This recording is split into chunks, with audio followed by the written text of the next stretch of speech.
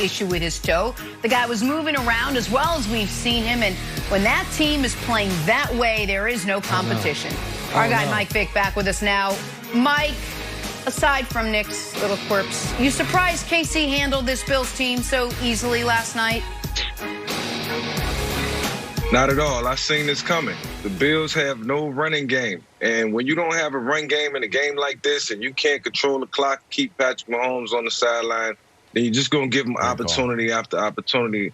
I said it last week, and I don't know what happened to Devin Singletary throughout the course of the season. I don't know if he was hurt or if he was a little banged up, but he did not show up for the last 3 or 4 weeks of the season, and I think that hurt the Buffalo Bills. And I say this, either the Buffalo Bills on defense are super slow or the Kansas City Chiefs is just that fast because McCole Hardman and Tyreek Hill looked like the same person yesterday. And it's a credit to the Kansas City Chiefs. It's a credit to Andy Reid and Brent Veach and, what those guys bring to the table in terms of personnel. They just outclass them. They beat them good. And now they're advancing to the Super Bowl, and rightfully so. But you can't come in the game if you're Buffalo trying to pass the football 45 to 50 times and think that you're going to beat the Kansas City Chiefs because you're going to get them too many opportunities, and it's just not going to happen. It's a great Vick, I love everything you said there, but let me play devil's advocate just for a moment. If you're the Buffalo Bills, you have to come into the game throwing 45 or 50 times because that's where your advantage lies. I don't know if you know, Mike, but Josh Allen is the MVP, not Patrick Mahomes. Okay. The Bills scored more points. Wilds, don't okay me. You did a whole little mini rant on Friday. Oh, guess what? The Bills have scored more points than the Chiefs. The Bills are hotter than the Chiefs. The Bills blow people out. The Chiefs barely win these games. So the Bills went into the game believing the nonsense that they could get in a shootout with Kansas City. And you know what Kansas City did? They went on there, never seen anything like it, except the Chiefs have always done it, basketball-like runs.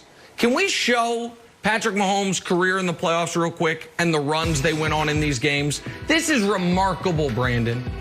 17-0 to start his first game ever. A 21-3 run, down 14-0. A 41-0 run. A 35-7 run. A 21-0 run to win the Super Bowl. A 19-3 run to start the game against the Browns. And a 38-6 run down 9-0. That is a run of at least 17 unanswered points, or lightly answered points, I should say, in every 16, I should say, in every playoff game they've ever played. So that's the story. The story is, Brandon, the avalanche is coming. And the Bills got buried by it because the 38 shouldn't have surprised them. Them only scoring 6, them kicking those 2 short field goals, I think McDermott would like those back. Dable would like those back. You got to try to get 7 there, and that's the story of the football game.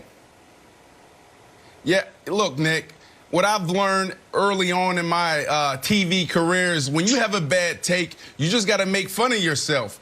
Here's the deal. I stood on the table all year for the Buffalo Bills because I truly believed in them. They were the underdogs. Nobody wanted to lean into the Buffalo Bills. For me, it goes back to the Jets. I go to the Jets. Everybody's saying, oh, it's a circus, and you have Geno Smith as quarterback. I truly thought I was going to win a Super Bowl.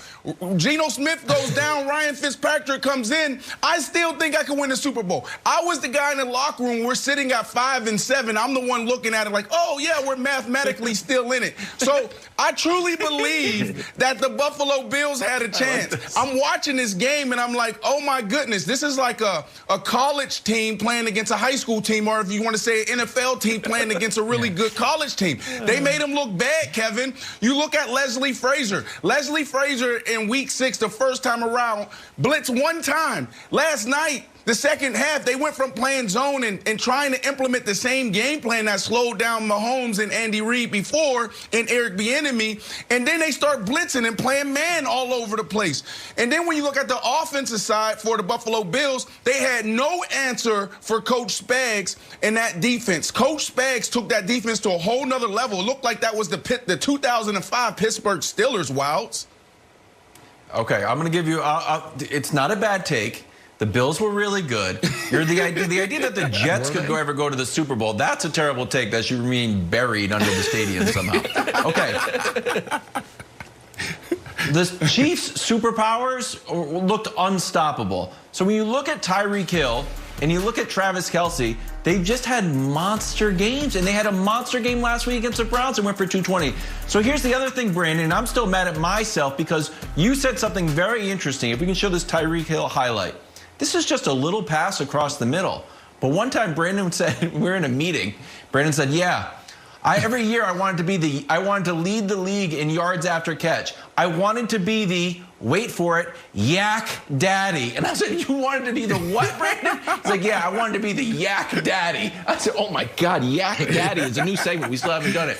So Tyreek Hill, Tyreek Hill wins the Brandon Marshall Yak Daddy Award, and it's what makes them so dangerous. That's right. Little innocuous plays like this that seem normal turn into these huge gains, Brandon. And that's why yes, Yak Daddy, that's when you have a guy like this, it just changes the dynamic of your entire team. This is why teams can't play them man-to-man. And this is why it was so upsetting last night, because Leslie Frazier didn't have an option. Because when they were playing zone, Patrick Mahomes was back there with all the time in the world to pick them apart. So they tried man, and this is what happened. So yes, Tyreek Hill is the Yak Daddy, all right? And I'm sitting here, just sad because the Buffalo Bills didn't even give me a chance last night. Not a chance. You can't go. Nope. You can't go from being a zone team to playing man overnight. It just don't happen, and that was evident right there. When you can put the ball in the guy's hands like Tyreek Hill on a 5-yard slant, he could take it to the house. Then I'm looking for those matchups all day. It's obvious that Andy Reid understood what the mismatches was going to be, and he understood Sean McDermott's defense because they spend a lot of time together in the past. And here's the other part of it, and this is why, because I do think that so here's an interesting thing we do on TV. We always talk about the quarterback matchups, right? Even though the two quarterbacks are never on the field at the same time.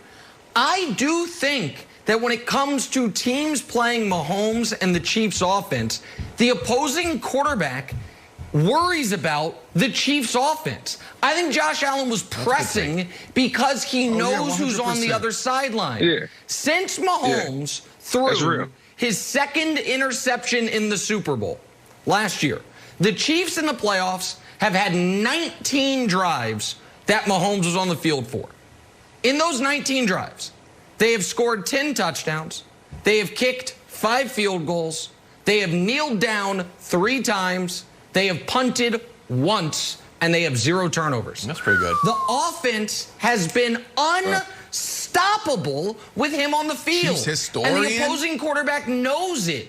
And so because of that, he's all of a sudden sailing even more passes than he usually would. He, instead of taking a 3-yard sack, is turning it into a 17-yard sack because he feels like, I've got to spin out of this. I've got to make a play because you got Voltron sitting on the other sideline waiting for him.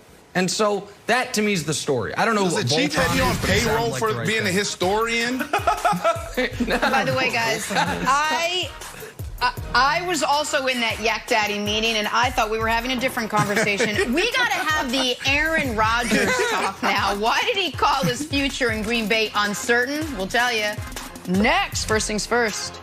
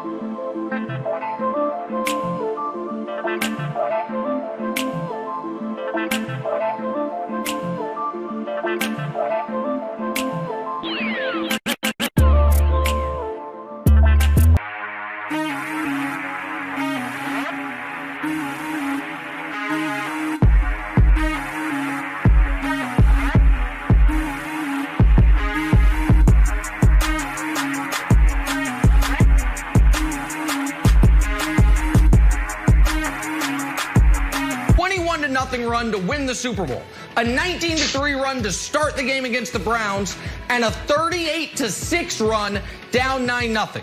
that is a run of at least 17 unanswered points, or lightly answered points, I should say, in every 16, I should say, in every playoff game they've ever played.